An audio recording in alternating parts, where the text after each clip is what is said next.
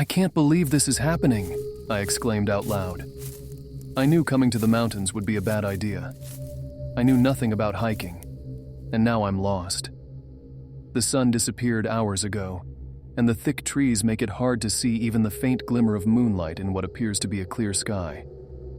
I trudge through the dense underbrush, exhausted after hours of aimlessly walking, searching for any sign of humanity. The frustration of the situation has long since faded, replaced by an overwhelming fear. Every shadow, every sound, morphs into a new terror. I've never been as scared as I am now, nor have I ever been in a situation where I had to rely entirely on myself. A stick cuts across my face, whipping into my eyes. I cry out in pain. What an utterly hopeless feeling, I think to myself. Suddenly, in the quiet stillness of the night, I hear a thump and a loud crunch. I freeze, motionless except for my trembling breath. I listen intently, convincing myself it was nothing. But then I hear it again, louder and closer. And then, a growl, low and deep, resonating with a menacing tone. My brain registers it instantly. I am not alone. There's something out there, and it's large. The fear is overwhelming as I hear the crunching sound of leaves and sticks getting louder. The unknown creature is getting closer, and then it pauses. The hair stands up on the back of my neck as I know I'm being watched. Slowly, I turn to look at the trees behind me, hoping my eyes will adjust enough to see something. Anything. But there's nothing. My eyes lock onto a giant shadow, freezing me in terror. I continue to stare into the darkness, my ears straining to identify the eerie sounds emerging from it.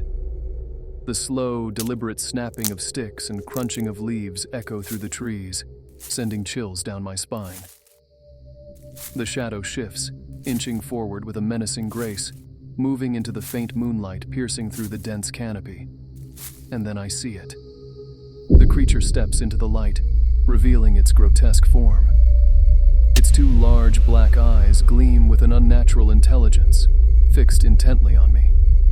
The elongated head tilts slightly, as if studying me, deciding its next move. Its arms, long and spindly like a giant spider's legs, twitch with a jerky, unsettling motion. Each movement seems calculated, almost predatory as it slowly advances. The body is thin and covered in a thin layer of fur that bristles in the moonlight. The legs, equally elongated, carry it forward with an eerie, almost gliding motion, each step accompanied by the soft but terrifying sound of crunching leaves. The creature clicks and chirps, the noise reverberating through the forest like a twisted symphony of dread.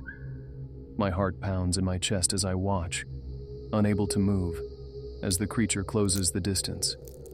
The horror of its movements, the way it seems to flow and stutter at the same time, fills me with a deep, primal fear.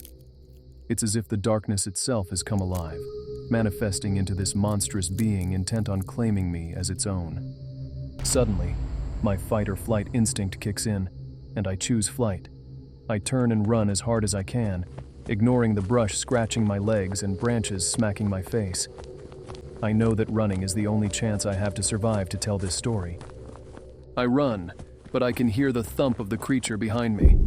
It lets out a shrill squeal, almost as if identifying its next kill. Without warning, my next step finds nothing but air. I fall forward with the momentum of a full sprint and plummet. In the darkness, I feel like I'm flying as I tumble through the air, knowing impact is imminent. Bam! I hit the side of a rock, twisting and hurtling forward. Another hard object slams against my hip, sending intense pain through my body. Finally, I hit the ground with a loud thud. I see a flash, then nothing, but darkness,